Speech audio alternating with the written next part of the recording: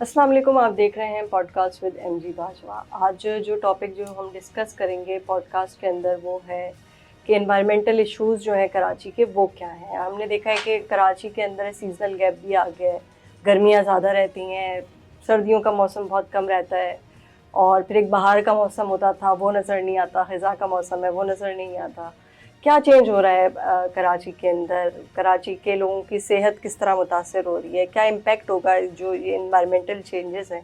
इस पे गुफ्तगू करेंगे। डॉक्टर आमिर आलमगीर ने हमें ज्वाइन किया, असिस्टेंट प्रोफेसर है institute of environmental studies university of Karachi के। अस्सलाम वालेकुम। वालेकुम अस्सलाम। डॉक्टर आमिर, मुझे ये बताइएगा, जैसे मैंने अपने इब्तदाइया में बताया कि हम इन्वायरमेंटल इश्यूज़ की बात कर रहे हैं, एक एक करके उनको डिस्कस करते हैं। सबसे पहले जो एक क्लाइमेट चेंज है हमारा, ओवरऑल हम कराची में देखते थे, मुझे अच्छे तरीके से याद है 90s में कराची के अंदर हमें इस तरह की ज़रूरत नहीं पड़ी कभी कि हम एसी 24 घंटे चला के रखें और हीट वेव्स आ रही हों और लोग परेशान हो रहे हों, हीट स्ट्रोक हो रहे हों। लेकिन हमने देखा कि जब 2000 के बाद, 2000 स्पेशली 10 के बाद से हीट वेव का एक सिलसिला शुरू हुआ, तो क्या चेंज हुआ कराची के क्लाइमेट पे? देखिए, क्लाइमेट चेंज एक बहुत बड़ा इशू है, न सिर्फ कराची के लिए बल्कि पूरे पाकिस्तान के लिए और दुनिया भर में ये बहुत बड़ा इशू बन चुका है। अगर हम आईपीसीसी की रिपोर्ट्स की बात करें तो पाकिस्तान जो है वो टॉप 10 कंट्रीज़ में आता है और ग्लोबल क्लाइमेट रिस्क इंडेक्स के मुताबिक पाकिस्तान इस वक्त 7th पोजीशन पर है क्लाइमेट चेंज की हिट लिस्ट पे। अगर हम क्लाइमेट चेंज में पाकिस्तान के उस एरिया की बात करें जो क्लाइमेट चेंज की वजह से सबसे ज़्यादा मुतासर हो रहा है, that is the southern part which is Sindh, जिसमें हमारा कराची भी शामिल है। अब इसमें जो हमने अपनी रिसर्च और जो सारी एनालिसिस की है उसके मुताबिक अगर हम इसको देखें तो लास्ट 60 ईयर्स का जो क्लाइमेटोलॉजिकल डाटा है, जिसमें अगर हम मैक्सिमम टेम्परेचर की बात करें, मिनिमम टेम्परेचर की बात करें और रेनफॉल की बात करें, तो लास्ट 60 ईयर्स में कराची में जो हमें पैटर्न नज़र आएगा वो ये आएगा कि कम से कम दर्जा हरारत जो है वो बहुत तेज़ी से बढ़ा है और तकरीबन हम 1.5 डिग्री सेंटीग्रेड का इजाफा कर चुके हैं। और ये जो कम से कम दर्जा हरारत बढ़ रहा है ये एक बड़ी ख़तरनाक बात है। इसी तरीके से आप देखें कि बारिशों का पैटर्न जो है वो भी, मानसून का सिस्टम हमारा सारा तबाह हो चुका है। जहाँ पहले ज़्यादा बारिशें होती थी वहाँ कम बारिशें हो रही हैं। आप देखें 2022 के बाद कराची में बारिश नहीं हुई, अभी भी मानसून का स्पेल जारी है, लेकिन जिस तरह बारिश होनी चाहिए उस तरीके से बारिश नहीं हुई है। तो ये क्लाइमेट चेंज ने हमारे मानसून के सिस्टम को भी जो है अच्छे खासे तरीके से तबाह किया है और हमें कराची में ऐसा भी नज़र आता है कि अचानक बहुत ज़्यादा बारिश हो जाती है और उसके बाद ख़त्म हो जाती है। दरअसल वो बारिश जो होती है वो क्लाउड बर्स्ट होने की वजह से होती है। इसी तरीके से अगर हम अपने सिंध की बात कर लें तो क्योंकि हम एक एग्रीकल्चरल कंट्री हैं तो क्लाइमेट चेंज की वजह से हमारी फर्टाइल एग्रीकल्चरल लैंड जो है वो सी वाटर इंट्रूजन का शिकार हो गई हैं। फ्रेश वाटर जो कि हमारे इंडस डेल्टा से आता है, जो 17 मेजर क्रीक्स हैं हमारी, जिसमें हमारी कुछ क्रीक्स कराची में भी हैं, जिसमें कोरंगी क्रीक, इजरी क्रीक और रेडी क्रीक है, उसको हमने पॉल्यूशन की नज़र कर दिया है। लेकिन बाकी जो हमारी क्रीक्स हैं जो केटी बंदर और शाह बंदर में आती हैं, वो सारी क्रीक अब फ्रेश वाटर उसमें नहीं है, समुंदर का पानी उसमें आ चुका है क्योंकि सी लेवल राइज भी हो रहा है। तो अब हमारे पास कोई भी क्रीक ऐसी नहीं है जिसमें हमें फ्रेश वाटर मिले, जिसकी वजह से वाटर के इश्यूज़ भी हैं। और जो वहाँ के फार्मर्स हैं वो वाटर रेजिस्टेंट क्रॉप्स ग्रो कर रहे हैं, वो कॉटन ग्रो नहीं कर रहे, वो राइस ग्रो नहीं कर रहे, वो शुगर केन ग्रो नहीं कर रहे, बल्कि वो ऐसी क्रॉप ग्रो कर रहे हैं जो कम पानी में ग्रो हो जाती है। तो अब हमारा जो एग्रीकल्चर का सेक्शन है वो भी मुतासर हुआ है। इसी तरह फिशरीज़ जो है वो भी बहुत बुरी तरह से मुतासर हुआ है। फिशरमैन्स के इंटरव्यूज़ अगर आप करें कराची में भी और सिंध में भी, तो उनको लॉन्ग डिस्टेंसेस पे जाना पड़ता है तब जाके फ़िश कैच उनको मिलता है और वो फ़िश कैच भी तकरीबन 50% जो है वो डिक्लाइन हो चुका है just because of climate change in the last 15 years. तो इसी तरीके से क्लाइमेट चेंज इंड्यूस डिसीज़ है, इसके ऊपर हम काम कर रहे हैं। लाइक आपने देखा होगा कि पहले ये बीमारियां चिकनगुनिया के नाम से, हीट वेव्स के नाम से, डेंगू के नाम से ये बीमारियां नहीं थी, लेकिन अब ये बीमारियां उन जगहों पे पाई जाती हैं जहाँ क्लाइमेट चेंज के इशूज़ और कराची में भी हमें नज़र आती हैं। तो that is climate change induce disease. इसके ऊपर हम अभी स्टडीज़ भी कर रहे हैं, इंशाल्लाह वो फाइंडिंग्स भी आएंगी तो पता चलेगा कि इसके पीछे क्या जो है वो प्रॉब्लम्स हैं। तो प्रॉब्लम अब ये है कि क्लाइमेट चेंज एकदम से ख़त्म नहीं होगा, ये पिछले 20-25 सालों की एंथ्रोपोजेनिक एक्टिविटीज़ का नतीजा है। हमने अपनी ज़िंदगी में बहुत सारा स्टाइल इस तरह से अपना लिया जो एनवायरनमेंट फ्रेंडली नहीं है। और जो मैं कहता हूँ कि छोटे छोटे एनवायरमेंटल इश्यूज़ जो हैं, लाइक हमारे कराची में एयर पॉल्यूशन का मसला है, वाटर का मसला है, नॉइस का मसला है, सॉलिड वेस्ट का मसला है, ये सारे मसले भी डायरेक्टली और इनडायरेक्टली इस क्लाइमेट चेंज के इम्पैक्ट को बढ़ा रहे हैं। अच्छा, मुझे ये बताइएगा कि जो एक तो ये ब्रॉड एक टर्म है क्लाइमेट चेंज, इसके अंदर मल्टीपल फैक्टर्स हैं। जी जी। हमने ऐसा क्या किया पास्ट में कि जिसकी वजह से हम ये सब अब फेस कर रहे हैं? हमने क्या गलत क्या किया पास्ट में? देखिए, अगर हम जनरेशन टू जनरेशन देखें तो 20 साल पहले जो जनरेशन थी, basically we are victims and we are solution providers. तो पिछली जो जनरेशन होती है वो आने वाली जनरेशन के लिए कुछ करके जाती है। हम ब्लेम नहीं कर रहे, लेकिन हमें ये लगता है कि पिछली जनरेशन ने उस तरह से प्लानिंग नहीं की, पिछली जनरेशन ने आने वाली जनरेशन के बारे में नहीं सोचा। ये जो जनरेशन है जिसमें हम अभी मौजूद हैं, हम अब कोशिश कर रहे हैं, और हम कोशिश भी क्यों कर रहे हैं, क्योंकि हमारे सर के ऊपर अब आ गया है। अगर हमने ट्री प्लांटेशन की हुई होती, हम अगर एयर पॉल्यूशन को कंट्रोल रखते, हम अगर बर्निंग ऑफ सॉलिड वेस्ट की तरफ नहीं जाते, हम 20 साल से एसी का भी ट्रेंड बहुत ज़्यादा फैला है। मैं ये समझता हूँ कि इस चीज़ को भी मॉनिटर करने की ज़रूरत है कि जो एसी का आउटर होता है, इससे कितनी हीट एक्स बाहर निकल रही है, वो भी आपके टेम्परेचर को बढ़ाने का बायस बनती है। कार्बन डाइऑक्साइड का इमिशन बढ़ गया। हमने मतलब मैं अपने बचपन से आज तक जितने दरख्त मैं लगते हुए देख रहा हूँ, माजरत के साथ ये कहना पड़ेगा, अगर वो सारे दरख्त आज मौजूद होते तो शायद हमें यहाँ पे बैठ के प्रोग्राम करने की भी जगह नहीं मिलती। प्रॉब्लम यह है कि हमने एक सॉल्यूशन तलाश कर लिया कि क्लाइमेट चेंज को कम करना है, आए जनाब दरख्त लगा लेते हैं। और अब ये ट्रेंड 14 अगस्त के मुनासबत से भी, वर्ल्ड एनवायरनमेंट डे के मुनासबत से भी, आप दरख्त लगाएं, बहुत अच्छा काम है, सदका जारिया है। बेशक आप अपनी ज़िंदगी में एक दरख्त लगाएं, लेकिन उसको अपने फैमिली मेम्बर की तरह ओन करें, उसके लिए आप फाइट करें, उसको काटने ना दें। हमारे यहाँ तो कराची शहर और बाकी जो मेगा सिटीज़ हैं पाकिस्तान के, हम तो ये देखते हैं कि हम 100 दरख्त लगाते हैं, फिर कोई कंस्ट्रक्शन का काम होता है तो हम 500 दरख्त काट देते हैं। हम उन दरख्तों को काटने के बजाय उसी जगह पे मूव कर सकते हैं। तो मैं ये समझता हूँ कि वर्ल्ड रिकॉर्ड इस चीज़ का नहीं बनाना चाहिए कि हमने कितने दरख्त लगाए।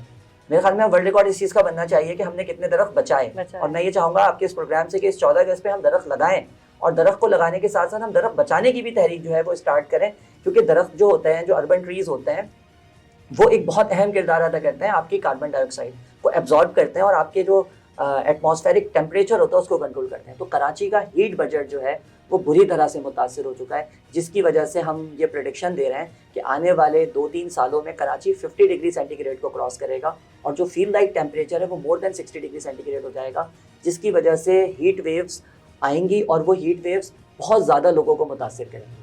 अच्छा डॉक्टर साहब, मैं ये भी जानना चाह रही थी कि हमने थोड़ी बहुत क्लाइमेट चेंज का एक ब्रीफली जो है वो व्यूअर्स को बता दिया।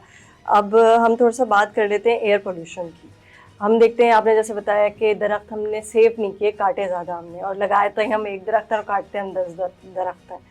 तो अब मुझे ये बताएं कि जो एयर पोल्यूशन है वो सिर्फ दरख्त ना होने की वजह से ज़्यादा हो गई है, या गाड़ियों की, हम एक दूसरी सोर्स देखते थे कि गाड़ियाँ जी ख़राब हैं, धुआं छोड़ रही हैं, इसलिए एयर पोल्यूशन हो रहा है, बस ये 2 फैक्टर्स हैं, या इसके अलावा मल्टीपल फैक्टर्स हैं? देखिए, एयर पॉल्यूशन जिसको हम फ़िज़ाई आलूदगी कहते हैं, ये हमारी बदकिस्मती है कि आप अगर पिछला रिकॉर्ड निकालें तो टॉप 10 सिटीज़ में कराची और लाहौर जो है वो अक्सर आपको रैंकिंग में नज़र आते एयर हैं। इंडेक्स और एयर क्वालिटी इंडेक्स के हवाले से भी बहुत ख़तरनाक हमें चीज़ें नज़र आती हैं। और एयर पॉल्यूशन के वजह से जो नंबर ऑफ़ डेथ्स हैं उसका भी अगर हम जायज़ा लें तो उसमें भी बहुत सारे लोग जो हैं वो इससे मुतासिर होते हैं। अब प्रॉब्लम जो है वो दरख्त ना लगाने की वजह से नहीं है, वो एक फैक्टर हो सकता है। प्रॉब्लम जो है वो बहुत सारी हैं। अब हमारे पास जो क्राइटेरिया एयर पॉल्यूटेंट्स हैं, सबसे पहले मैं बात करूंगा पार्टिकुलेट मैटर की, जिसको हम गर्दो गुबार भी कहते हैं, मिट्टी के ज़र्रात भी होते हैं, और इसमें सबसे छोटा जो पार्टिकल होता है वो PM 2.5 से लेस होता है, और ये इतना ख़तरनाक होता है कि ये हमारी सांस के ज़रिए हमारी बॉडी में जाता है और लंग्स तक पहुँचता है, और जहाँ पे गैसेस का एक्सचेंज होता है उस जगह पे वो ब्लॉकेज करता है, जिसकी वजह से सांस की बीमारियां और ऐसा लगता है कि दम घुट रहा है। इसी तरह से ये पर्टिकुलेट मैटर में सिर्फ मिट्टी के ज़र्रात नहीं होते, बल्कि बहुत सारे केमिकल्स भी इसके साथ अटैच हो जाते हैं, जो कि सेकेंडरी एयर पॉल्यूटेंट्स की शक्ल इख्तियार करते हैं। आप एक सिंपल से कराची में आप हर घर में आप ये देखेंगे कि आपने कोई चीज़ रखी है और कुछ घंटों के बाद उसमें एक डस्ट आ जाती है। अब प्रॉब्लम ये है कि ये डस्ट क्यों आ रही है, क्योंकि कराची में हमें जगह जगह टूटी फूटी सड़कें नज़र आती हैं, कराची में हमें जगह जगह कंस्ट्रक्शन का काम नज़र आता है, चाहे वो किसी भी किस्म का कंस्ट्रक्शन का काम हो। कराची में हम कचरा भी जला देते हैं। कचरे को ठिकाने लगाने का जो सबसे बेहतर तरीका है वो सेग्रीगेशन ऑफ वेस्ट है, इस पर हम आगे बात करेंगे। हम कचरे को ठिकाने लगा देते हैं, उसकी वजह से बहुत सारा जो कचरा होता है वो ब्लैक कार्बन के फ्यूम्स की शक्ल में निकलता है, और वो कार्बन सूट के पार्टिकल्स जो होते हैं वो भी पार्टिकुलेट मैटर के साथ मिल जाते हैं। तो प्रॉब्लम ये है कि मैं ये पहले भी रेकमेंड कर चुका हूँ कि हमें कोरोना वायरस जब आया था और लॉकडाउन हुआ था तो हमने मास्क लगाने की प्रैक्टिस की थी। तो यहाँ की एयर जो है वो इतनी ख़राब है कि अगर आप किसी भी जगह की रिसर्च देख लें तो यही रेकमेंड होता है कि WHO की गाइडलाइन को भी हम क्रॉस कर रहे हैं और सेम एनवायरमेंटल क्वालिटी स्टैंडर्ड्स को भी हम क्रॉस कर रहे हैं, चाहे वो पर्टिकुलेट मैटर हो, कार्बन मोनोऑक्साइड हो। इसी तरह कार्बन मोनोऑक्साइड जो कि जिसका मेजर जो कंट्रीब्यूशन है वो गाड़ियों का धुआं है। अब प्रॉब्लम यह है कि हमारे यहाँ पे अब जाकर कुछ पब्लिक ट्रांसपोर्ट जो है उसमें बेहतरी आई है और हमारे यहाँ कलरफुल लाइन्स जिसको मैं कहता हूँ, ग्रीन लाइन, रेड लाइन, इस पर भी काम हो रहा है और इंशाल्लाह ये काम जब मुकम्मल होगा तो इससे भी जो है वो बहुत बेहतरी आएगी। लेकिन प्रॉब्लम यह है कि हर आदमी की ख्वाहिश होती है उसकी अपनी गाड़ी हो, वो अपनी बाइक में, अपनी गाड़ी में निकलता है, फ्यूल का कंजम्पशन होता है, उसकी वजह से भी कार्बन मोनोऑक्साइड की कॉन्सेंट्रेशन बढ़ती है। इसी तरह सॉक्स है, ऑक्साइड्स ऑफ सल्फर, हमारे यहाँ जो फ्यूल है इसमें सल्फर होता है, तो सल्फर जो है जब वो बर्न होता है और वो गाड़ियों से निकलता है तो वो ऑक्सीजन के साथ रिएक्शन करके ऑक्साइड्स ऑफ सल्फर की तरफ चला जाता है। इसी तरह से हमारे यहाँ इंडस्ट्रीज़ हैं, वो इंडस्ट्रीज़ जो है वो भी बहुत सारा डंप कर रही होती हैं, तो उनको भी कंट्रोल करने की ज़रूरत है। और हमारे यहाँ कराची में कुछ पीक टाइम्स हैं जहाँ पे ट्रैफिक जैम होता है, बहुत सारी शाराएँ हैं, बहुत सारे स्टॉप्स हैं जहाँ पे पीक टाइम्स हैं सुबह के और शाम के, जहाँ पे ट्रैफिक जैम होता है, जिसकी वजह से बहुत सारा इंजन जो है उसका कंबस्शन बढ़ता है। और उन पीक टाइम्स में अगर आप जाकर मॉनिटरिंग करें तो आपको कार्बन मोनोऑक्साइड बहुत ज़्यादा मिलेगी, वहाँ पे आपको सल्फर डाइऑक्साइड गैस आपको ज़्यादा मिलेगी, इवन वहाँ पे नॉइस पॉल्यूशन का भी होगा इशू। तो उसकी वजह से ह्यूमन के बिहेवियर के ऊपर भी बड़ा फ़र्क पड़ता है और कराची में सांस की बीमारियाँ इसीलिए बहुत ज़्यादा कॉमन होती चली जा रही हैं, स्किन इन्फेक्शन बढ़ता चला जा रहा है। तो मैं ये समझता हूँ कि ये जो सारी चीज़ें हैं इसके ऊपर हमें सोचने की ज़रूरत है। हमें कोशिश करनी चाहिए कि हम पब्लिक ट्रांसपोर्ट की तरफ जाएँ। और अब एक बहुत अच्छा इक़दाम लिया जा रहा है कि जो आप समझ लें कि जो रिचार्जेबल बाइक्स आ रही हैं, रिचार्जेबल गाड़ियाँ आ रही हैं, ये बहुत अच्छा इकदाम है। कम से कम हम इलेक्ट्रिक बाइक की तरफ और इलेक्ट्रिक कार्स की तरफ चले जाएंगे। इलेक्ट्रिक बसेस भी हमें नज़र आती हैं, लेकिन प्रॉब्लम जो है अभी भी वहीं पर रहेगी। अगर आप इलेक्ट्रिक में भी चले जाते हैं तो वहाँ से भी कोई ना कोई चीज़ आएगी, क्योंकि सड़कें तो हमारी टूटी फूटी हैं, हमारा इंफ्रास्ट्रक्चर तो पुअर है। तो मैं समझता हूँ कि हमें जहाँ मौका मिले हमें पब्लिक ट्रांसपोर्ट में सफ़र करना चाहिए, हमें पब्लिक ट्रांसपोर्ट को प्रमोट करना चाहिए। ठीक है। अच्छा, कराची में बहुत जगह देखा गया है BRT मनसूबा बन रहा है, तो जगह जगह जो है वो कंस्ट्रक्शन चल रही है, खुदाई चल रही है। जब आप शारा फैसल पे ट्रैवल कर रहे हैं टूवर्ड्स एयरपोर्ट, तो आपको ऐसा लगता है कि आप एक डस्ट के क्लाउड के अंदर जा रहे हैं, वो नज़र भी आ रहा होता है आपको एयर में। और जैसे आपने रश की बात की, तो हम ट्रैवल करते हैं बहुत ज़्यादा डेली बेसिस पे, ऑफिस आते जाते हैं, तो अगर हम ये रश आवर्स में फंस जाते हैं तो एक ख़ास किस्म की हीट फील हो रही होती है, आपको सांस भी नहीं आ रहा होता, दम घुट रहा होता है और एक हीट फील हो रही होती है। तो इसका भी जो है डायरेक्टली ताल्लुक़ है इंसान की सेहत से, क्योंकि मैंने ये देखा है कि अक्सर लोगों को चेस्ट इन्फेक्शन और साइनस की प्रॉब्लम होती है और वो बिल्कुल सांस नहीं ले पाते जब ये रश आवर्स होते हैं, इसके अंदर अगर फंस जाएँ। जी बिल्कुल, ये पर्टिकुलेट मैटर जिसकी मैं अभी बात कर रहा था, ये उसकी वजह से भी होता है, ब्लॉकेज भी होता है। और कार्बन मोनोऑक्साइड जो है ये तो इतना ख़तरनाक है कि ये हमारी बॉडी में जाके हीमोग्लोबिन के साथ अटैच हो जाता है और ये 230 टाइम्स फास्टर जो है ऑक्सीजन के मुकाबले में हीमोग्लोबिन के साथ अटैच होता है और ऑक्सीजन को बाहर निकाल देता है, जिसकी वजह से आपको आपके ब्लड में ऑक्सीजन का लेवल कम होना शुरू हो जाता है। आपको याद होगा कोरोना वायरस के टाइम पे लोगों ने ऑक्सीमीटर्स भी परचेज़ किए थे और वो ऑक्सीजन का लेवल देखते थे। बाज़ दफ़ा आपको सफोकेशन फील होती है। अच्छा, उससे भी ज़्यादा जो ख़तरनाक चीज़ होती है कि वो जो हीट वेव्स की आप बात कर रही हैं, एक तरफ तो दरख्त हमें कम नज़र आता है, कार्बन डाइऑक्साइड प्लस ये एयर पॉल्यूशन के जो कार्बन मोनोऑक्साइड है या सॉक्स है, इसकी वजह से भी जो वहाँ का टेम्परेचर होता है वो बढ़ना शुरू होता है और फिर उसका असर हमारी बॉडीज़ के ऊपर भी होता है। और सबसे ख़तरनाक बात ये कि आप बस ड्राइवर्स को, बस कंडक्टर्स को, रिक्शा ड्राइवर्स को देखें, उनका बिहेवियर कितना ख़तरनाक होता है, कितना ख़राब होता है। तो ये वो सारे पॉल्यूटेंट्स होते हैं, मैं एक लफ्ज़ इस्तेमाल करता हूँ, ये वो सारे पॉल्यूटेंट्स होते हैं ये जो हमारे अंदर से गुस्से की शक्ल में बोल रहे होते हैं। इवन मैं तो ये चीज़ भी रेकमेंड करना चाहूँगा कि हमारे जो ट्रैफिक पुलिस वाले हैं और जो हमारे पुलिस वाले हैं वो बेचारे उन पीक्स टाइम्स में मुस्तकिल उन जगहों पे खड़े रहते हैं। तो मैं समझता हूँ उनको सेफ्टी की ज़रूरत है, वो मास्क पहने, ग्लव्स पहने, अपने आप को प्रोटेक्ट करें, क्योंकि वो भी किसी की फैमिली का हिस्सा है, तो वो ज़्यादा रिस्क पर हैं। आप और मैं तो उस जगह से कुछ टाइम के बाद गुजर जाते हैं, लेकिन जिनकी ड्यूटीज़ वहाँ पे होती हैं वो ज़्यादा रिस्क पर है, उनकी ब्लड टेस्टिंग और बाकी चीज़ों का मेरे ख्याल में एक इंतज़ाम होना चाहिए। अच्छा, अब कुछ हम बात कर लेते हैं, ये जो सॉलिड वेस्ट मैनेजमेंट है, ये इसको किस तरीके से जो है इसकी प्रॉब्लम को सॉल्व किया जा सकता है कि प्लास्टिक अलग हो। मतलब हम इंटरनेशनली देखते हैं मुख्तलिफ ममालिक में 3 किस्म के रंग की डस्टबिन बनी हुई है, वो शीशे की चीज़ें अलग डालते हैं, प्लास्टिक की अलग डालते हैं, रिसाइकिल की जो होती हैं उनको अलग डालते हैं। हमारे यहाँ ये सिस्टम क्यों नहीं इंट्रोड्यूस हो सका? देखिए, ये हमने बचपन से हमें सिखाया जाता है और हमें अपने घर से सिखाया जाता है कि कचरा जो है वो अलग अलग डस्टबिन में डालना चाहिए, लेकिन वो बातों की हद तक होता है, टीवी के प्रोग्राम्स की हद तक होता है। अब यहाँ पर जो सबसे बड़ा जो सॉलिड वेस्ट का मसला है, हमने इस पर स्टडीज़ की हैं और हमने इसमें ऐसी सक्सेस स्टडीज़ की हैं कि मैं आपको भी आगे उसका जिक्र करूँगा। अब प्रॉब्लम हमारे यहाँ पे जो सॉलिड वेस्ट का है वो मिक्स वेस्ट है। माजी में बहुत सारी कंपनीज ने काम किया, गवर्नमेंट की तरफ से भी और प्राइवेट भी, जैसे अभी Sindh solid waste management board काम कर रहा है। वो बेचारे परेशान होते हैं। मिक्स वेस्ट जो होता है, अब देखिए इसमें एक वेस्ट होता है जो रीयूज हो सकता है, रिसाइकलेबल हो सकता है, और एक वेस्ट वो होता है जो हैजर्डस वेस्ट होता है, जो जिसमें हॉस्पिटल वेस्ट भी शामिल है। इसी तरीके से किचन वेस्ट, इसी कराची शहर में बहुत सारे ऐसे लोग हैं जो किचन वेस्ट की तलाश में होता है, क्योंकि वो उससे कंपोस्ट तैयार करते हैं।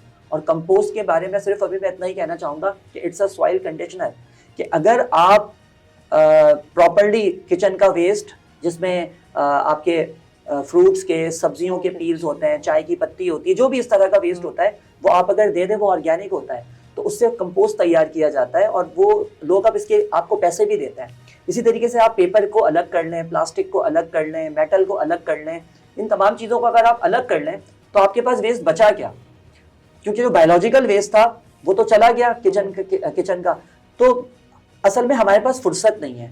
हमारे साथ जो सबसे बड़ा मसला है ना, जो कराची शहर में हम रहते हैं और हम तब्दीली नहीं ला पा रहे हैं, उसके पीछे हमारी अपनी गलती है। हम चीज़ों को लर्न करते हैं, लेकिन सुनने के बाद अनलर्न कर देते हैं। हम जब बाहर निकलते हैं अनलर्न करते हैं। इस प्रोग्राम में भी बहुत सारे लोग जब इस प्रोग्राम को देखेंगे और सुनेंगे तो उनको बहुत अच्छा लगेगा, लेकिन इसको सुनने के बाद, समझने के बाद इनको अनलर्न कर देना कि ये तो ऐसा ही होता रहा है। मैं ये कहता हूँ कि ये सोचने की ज़रूरत है कि आप जिन लोगों के लिए, जिन बच्चों के लिए पैसे कमा रहे हैं, मेहनत मजदूरी कर रहे हैं, क्या आने वाले कुछ सालों में आप उनको बेहतर एनवायरनमेंट देंगे? तो मैं समझता हूँ segregation of waste school, college, मदरसों से शुरू होना चाहिए, घरों से हमें शुरू करना चाहिए। सबसे बड़ा मसला तो अपने घरों में। और इसमें मैं आपको एक मज़े की बात बताऊँ, हमने जो भी स्टडीज़ की हैं तो इसमें पढ़े लिखे लोग जो हैं वो ज़्यादा प्रॉब्लम क्रिएट करते हैं। मैंने ये देखा है कि पढ़े लिखे लोगों को ज़्यादा मुश्किल होता है मोटिवेट करना, क्योंकि उनको ये लगता है कि उनको बहुत सारी चीज़ें पता है।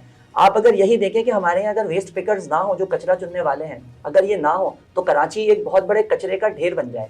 चाइना की जो कंपनीज काम कर रही हैं उनका भी ये टारगेट था, उनका भी ये गोल था कि हम वेस्ट को ग्राउंड लेवल पर जाकर ग्राउंड लेवल पे जाने ना दें। बहुत सारी कंपेन्स इन सॉलिड वेस्ट मैनेजमेंट बोर्ड की तरफ से स्टार्ट होती हैं, घरों में जाके वो अवेयरनेस देती हैं।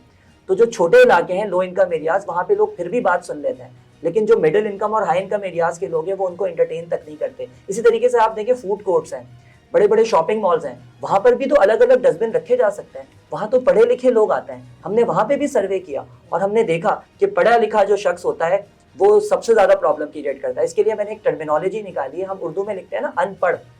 तो ये जो पढ़े लिखे हमारे जैसे लोग हैं, हमारे और आप जैसे जो लोग हैं जिनको हम पढ़े लिखे जाहिल कहते हैं, तो उनके लिए मैंने एक टर्मिनोलॉजी निकाली कि इंग्लिश में आप लिखें UN और उर्दू में लिख दें पढ़, तो ये वो वाले अनपढ़ हैं। तो मैं समझता हूँ कि इसके ऊपर ज़्यादा काम करने की ज़रूरत है। और एक और इम्पॉर्टेंट चीज़ जो सबसे खतरनाक है इस वेस्ट में, वो प्लास्टिक है।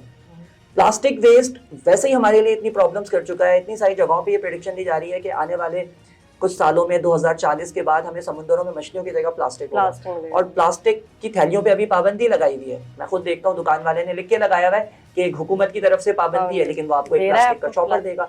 तो ये भी हमारी रिस्पॉन्सिबिलिटी होनी चाहिए कि हम कपड़े का थैला, कागज का थैला लेके दुकानों पे जाएं। और ये हैबिट थी, आपको याद होगा 90s में 80s में हमने देखा अपने नानी दादी को वो एक वो टोकरी लेके चलते थे, और टोकरी होती थी और वो दूध के लिए एक अलग बर्तन होता था और लंच बॉक्स भी मेटल का बना हुआ होता था, स्टील का। हम अपने बच्चों को, बल्कि मैं एक बात यहाँ पे और कहना चाहूंगा अगर आपकी इजाजत, तो हमारे स्कूल्स में ये ट्रेनिंग्स दी जानी चाहिए। लेकिन एक और चीज मैं ये देखता हूँ कि स्कूल में प्लास्टिक पॉल्यूशन के ऊपर सेमिनार्स होते हैं, प्लास्टिक पॉल्यूशन के ऊपर अवेयरनेस दिया जाता है, लेकिन बच्चा जो है वही प्लास्टिक के कवर्स अपनी कॉपीज में चढ़ा रहा होता है, प्लास्टिक के लंच बॉक्सेस में वो लंच लेकर आ रहा होता है, प्लास्टिक की बॉटल्स में वो पानी भी पी रहा होता है। बिल्कुल। अब ये जो प्लास्टिक की बॉटल्स में जो हम एक स्टाइल अपना चुके हैं ना, हमारे अंदर इतनी तमीज नहीं है कि हम ग्लास में निकाल के पानी पिए, हम प्लास्टिक की बॉटल में मुंह लगा के पानी पीते हैं। एक और मसला कुछ सालों के बाद नजर आएगा जब हमारी बॉडी से माइक्रो प्लास्टिक निकलेंगे। अभी तो हमें माइक्रो प्लास्टिक मैरीन एनवायरनमेंट में नजर आते हैं, टर्टल्स में नजर आ रहे हैं, हम फिशेस में देख रहे हैं। तो ये जो हम सी फूड खा रहे हैं इसमें भी हो सकता है हमारी बॉडी में माइक्रो प्लास्टिक जा रहा हो। तो मैं समझता हूँ कि ये एक बहुत बड़ा जहर है और लोगों को इस बारे में सोचना चाहिए कि जिन बच्चों के लिए, अपनी फैमिली के लिए वो जितनी मेहनत कर रहे हैं और आगे का बहुत कुछ प्लान कर रहे हैं, मैं ये समझता हूँ कि इस पे काम करने की ज़रूरत है। अगर आज आप इन्वायरमेंट फ्रेंडली लाइफ स्टाइल नहीं अपनाएंगे तो कल आपकी जनरेशन इससे भी ज़्यादा बुरा इन्वायरमेंट फेस करेगी, बहुत सारी बीमारियों का जो है वो सामना करना पड़ेगा। बल्कि मैं यहाँ पे आपके प्रोग्राम से ये भी कहना चाहूँगा कि आज हमने मिनरल वाटर को ख़रीदना शुरू कर दिया है। आज से 10 साल 15 साल पहले ये कॉन्सेप्ट नहीं था, क्योंकि नलके में पानी इस काबिल था कि हम उसको पीते थे और इस्तेमाल करते थे।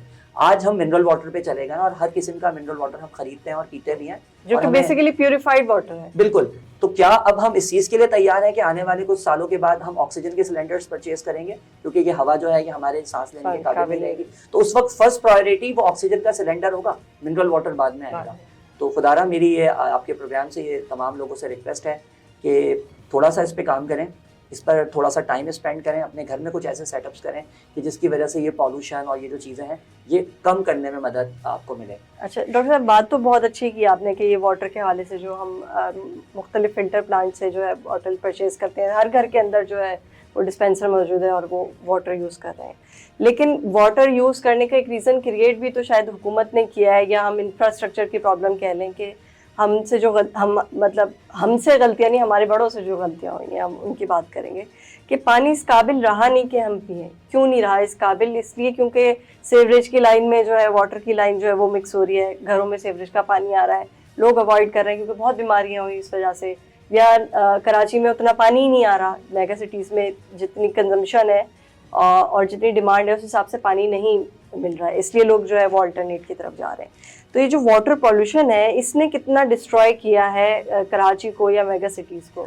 देखिए, ये जो ड्रिंकिंग वाटर का जो इशू है, according to Karachi water and sewerage board, तकरीबन कराची को 650 मिलियन गैलन पर डे पानी सप्लाई किया जाता है, जो कि कराची की पॉपुलेशन के हिसाब से नाकाफ़ी है। अगर हम कराची की एक्चुअल रिक्वायरमेंट देखें तो तकरीबन वो 1200 मिलियन गैलन से ज़्यादा है डेली बेसिस पे।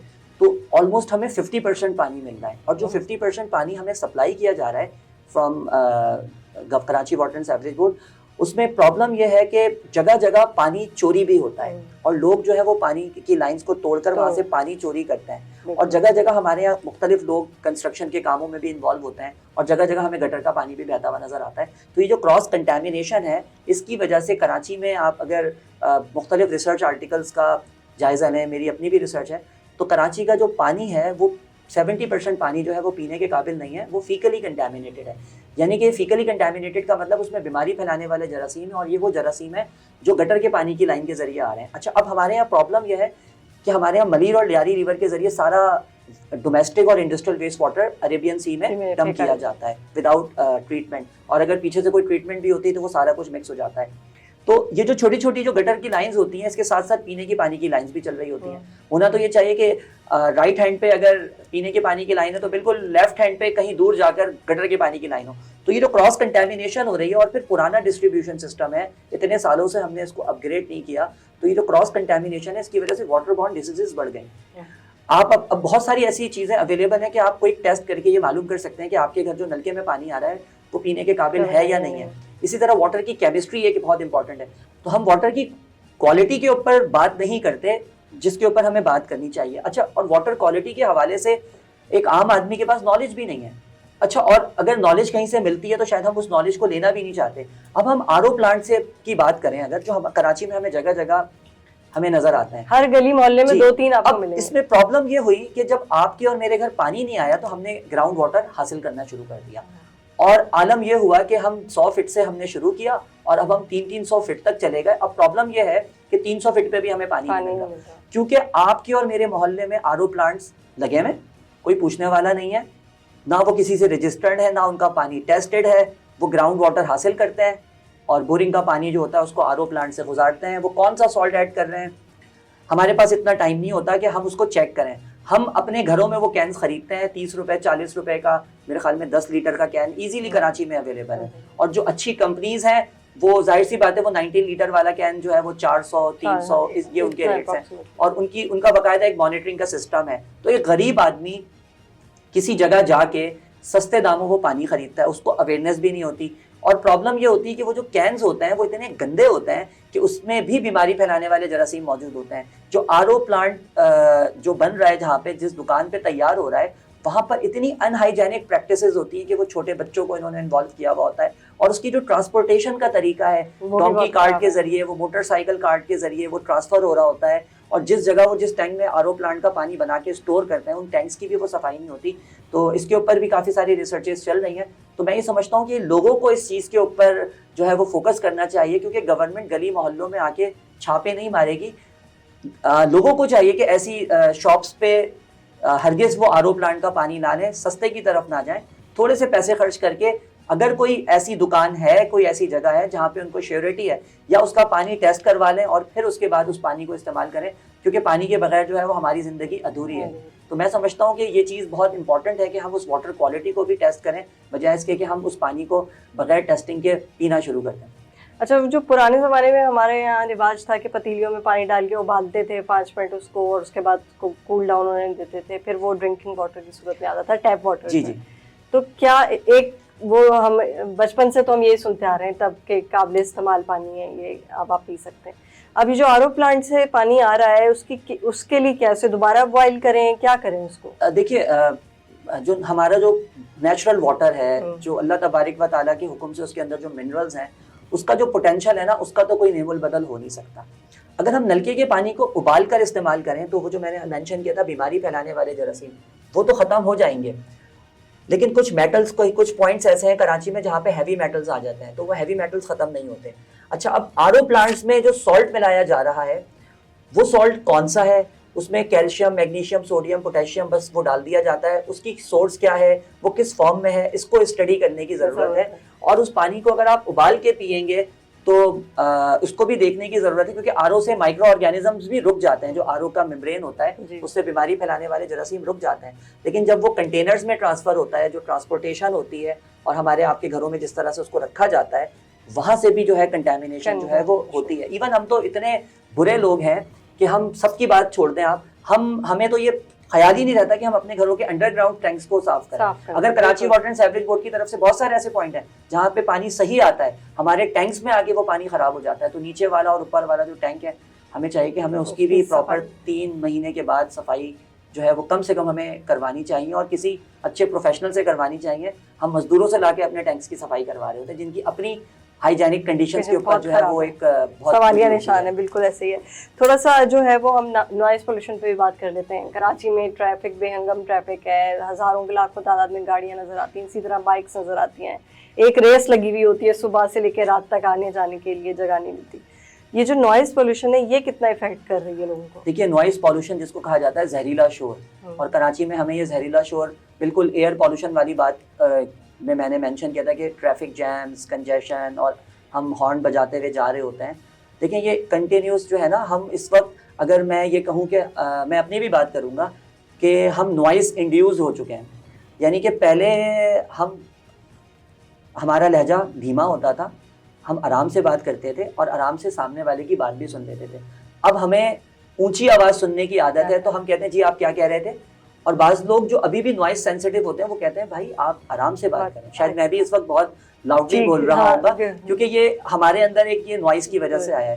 नॉइस पॉल्यूशन इतना खतरनाक है कि इसकी वजह से आपको हेडेक हो सकता है कंटिन्यूस। अगर आप उस नॉइस पॉल्यूशन का शिकार हो तो रिसर्चेस हमें ये बताती हैं कि आपको हार्ट अटैक तक हो सकता है। इनिशियली जो सिम्टम्स हैं उसमें आपको सर का दर्द होगा, आपका ब्लड प्रेशर बढ़ेगा। अगर आप वहाँ से नहीं जाएंगे तो आपको मुख्तलिफ प्रॉब्लम्स का सामना हो सकता है। इसी तरीके से हमारे यहाँ बहुत सारे वर्कर्स हैं, तो 80 डेसिबल इसकी गाइडलाइन है। डेसिबल जो है वो नॉइस का एक यूनिट है। 80 डेसिबल से ज़्यादा का साउंड जो है वो नहीं होना चाहिए, और 80 डेसिबल भी 8 घंटे के लिए है, और वो 8 घंटे कंटिन्यूस नहीं है। तो अगर कोई वर्कर्स किसी ऐसी जगह काम कर रहा है जहाँ पे मशीन्स की आवाज़ है, तो वो सेफ्टी के लिए personal protective equipments, air plugs होते हैं, वो लगा दें। इसी तरह हमें अगर नॉइस को हम कम कर सकते हैं तो हम अपनी गाड़ियों के हॉर्न की आवाज़ को कम करें, लेकिन सामने वाले को भी ये कोशिश करनी चाहिए। तो नहीं, लेकिन हमारे यहाँ तो ये सिविक सेंस ही नहीं है ना कि स्कूल जोन है वहाँ हॉर्न नहीं बजाना, हॉस्पिटल जोन है वहाँ हॉर्न नहीं बजाना। आप कहीं भी चले जाए, लोग पागलों की तरह जो है। मुझे तो ऐसा लगता है कि हमें फिर से इंसान बनने की ज़रूरत है। हमें जो हकूकुल इबाद है उसका मुताला करने की ज़रूरत है। और ये बड़ी इंपॉर्टेंट बात है, मैंने एक और पॉडकास्ट में भी की थी कि जब हम छोटे थे हमारे पास पाकिस्तान स्टडीज़ के अंदर 3 सेक्शन होते थे, जिसके अंदर एक सिविक्स का सेक्शन होता था, और वो सिविक सेंस आपके लिए डेवलप करने के लिए था, जिसमें बच्चों को बताया जाता था कि जेब्रा क्रॉसिंग क्या होती है, लाइट्स क्या होती हैं, ट्रैफिक लाइट्स, और कचरा कैसे फेंकना है, ये सारी चीजें उसमें वो सब्जेक्ट में पढ़ाई जाती थी जो अब जनरेशन को नहीं पढ़ाई जाती। हालांकि आप ये देखें कि अब सोर्सेज बहुत सारे हैं, पढ़ाया भी जा रहा है, बहुत स्कूल्स भी बहुत अच्छे आ चुके हैं, लेकिन मैंने आपको शुरू में एक बात की थी ना कि हम चीज़ों को लर्न करने के बाद अनलर्न करते हैं, और छोटे बच्चे तो ये देखते हैं कि हमारे बड़े जब ये प्रैक्टिस नहीं कर रहे, जब हमारे बड़े ही रॉन्ग बाइक्स और रॉन्ग गाड़ियां लेकर जा रहे हैं और हम जहाँ चाहते हैं बस रुकवा लेते हैं, हम जहाँ चाहते हैं वहाँ से रोड क्रॉस कर लेते हैं, हम ज़रा सी जहमत नहीं करते कि ओवरहेड ब्रिज को क्रॉस करके हम चले जाएं, तो हम अपने बच्चों को क्या सिखा रहे हैं, हम उन बच्चों को किस तरफ लेकर जा रहे हैं। और इसी तरीके से अभी 14 अगस्त के भी मौके पे मैं देख रहा हूँ कि लोगों ने बाजे अपने मतलब बड़ी खुशी से वो बाजे खरीद के दे रहे होते हैं, उसकी आवाज इतनी बुरी है कि, और ठीक है आप जश्न आज़ादी मनाएं लेकिन उससे किसी को नुकसान ना पहुंचे। ठीक है जी डॉक्टर साहब, नॉइज पॉल्यूशन को कम करने के लिए कोई एडवाइस देना चाहिए? देखिए, नॉइज पॉल्यूशन को कम करने के लिए सबसे पहले तो हमें अवेयरनेस देनी होगी, लोगों को बताना होगा कि ये भी एक पॉल्यूशन है, ये भी एक शोर है, और इसके लिए हमें बहुत ज़्यादा काम करने की ज़रूरत है। सबसे इंपॉर्टेंट अवेयरनेस देनी होगी, और हमें अपने आप को बचाने के लिए एयर प्लग्स लगाना होगा, और एयर प्लग्स जिस तरह हम हैंड फ्री लगाते हैं उसी तरह के वो एयर प्लग्स होते हैं। खासतौर पे जो वर्कर्स हैं वो ज़्यादा रिस्क पर हैं, और जो पीक टाइम्स हैं, जो ड्राइव कर रहे हैं, उस टाइम पे तो आप लगाकर आगे निकल जाएं, या आप अपनी गाड़ी का शीशा ऊपर कर लेते हैं तो आप फिर भी बच जाते हैं। लेकिन जो वर्कर्स हैं जो इस तरह के नॉइजी इन्वायरमेंट में काम करते हैं, उनकी सेफ्टी जो है वो बहुत ज़रूरी है। उनको ये हमारा एक सेक्शन होता है हेल्थ सेफ्टी एंड एनवायरनमेंट, मैं समझता हूँ उसमें उनको अवेयरनेस देने की ज़रूरत है। कुछ इंडस्ट्रीज़ में ऐसी प्रैक्टिसेस होती भी हैं, लेकिन कुछ जगहों पे इस तरह की प्रैक्टिसेस जो है वो हमें नज़र नहीं आती। ठीक है, अच्छा, जो मैं लास्ट बात है उस पर करना चाहूँगी, जो हम जिन फैक्टर्स पे हम बात करें एनवायरमेंटल इश्यूज़ पे, क्योंकि ये तो एक बहुत लंबा टॉपिक है और हम आने वाले दिनों में जो है वो इस पर और भी बात करेंगे।